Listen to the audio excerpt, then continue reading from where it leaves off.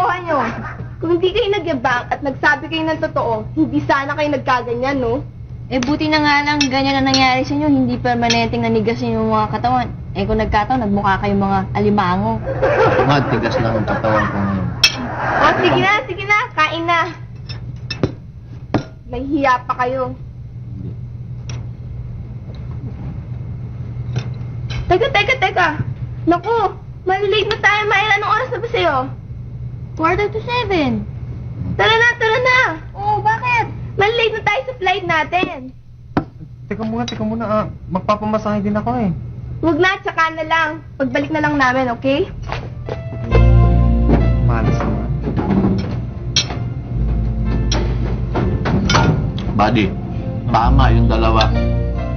Nagsinungaling ka eh. Bakit ako? Eh, ikaw to nagpasimulo niya ng ano ah. Ba't ako sisisihin mo ngayon? Tayo. Yan. Niyakap natin ang hindi natin kayang yakapin. Oo nga. Oo nga, alam mo, Sol, isip ko rin na dapat talaga hindi tayo nagsinungaling. Kaya tinan mo nangyari sa atin. Naligas yung mga katawan natin, buti na lang. Hindi tayo nabalian. Kaya ngayon, simula ngayon, nagpa-promise ako sa sarili ko that I will never tell a lie again. Ako rin. Ano yan? Sabi ko na nga ba, hindi mo alam. Alam mo, Sol, wala akong gana eh. Parang ayaw kumain. Ako na lang. Sige. Ikaw na lang kumain, oh. Since ikaw na lang kakain, oh.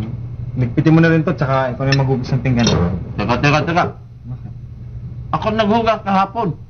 Oh. O di ikaw maghugas ngayon. Hindi. Ikaw naghugas kahapon, kaya pagpatuloy mo na rin yan ang trabaho mo eh. Hindi, teka muna. Hindi patas ang laban yan. Sa amin, sa bayan namin, hindi pwede yan. Lahat yan, pantay-pantay. O sige, para walang lamangan. Gusto mo, mag-question and answer tayo. Tanong mo, sagot mo. Paano? Tanong mo, sagot mo. Diba, ako, magtanong ako. Kailangan sagutin ko yung tanong ko. Kung hindi ko masagot yung tanong ko, ako maghugas ng plato. Ngayon, ikaw, magtatanong ka. Kailangan sagutin mo yung tanong mo. Kung di mo masagot yung tanong mo, ikaw maghugas ng plato. Okay? Bago yun ah. Oo. O sige. Umpisa na ako. Oo na. Umpisa ako. Sige. Halimbawa, may isang malaking bahay. Tapos meron nakatira doon isang lalaki. Kaya lang, yung lalaki, medyo putol yung dalawang paa at saka yung dalawang kamay. Eh biglang nasunog yung bahay. Paano nga siya makakalabas ng bahay? Tanong mo yan. Sagot mo. Oo nga, no? Tumakbo siya papalabas. Paano makatakbo yun? Eh, putol nga yung kamay, putol yung paa eh. Aha! Tanong mo yan, sagutin mo. O ano? Sagutin mo. Hindi mo sagot? Tugas ka ng plato.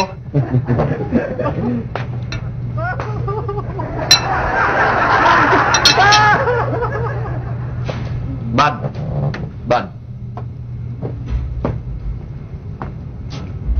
Paano talaga nakatakbo yung, pilak-putol na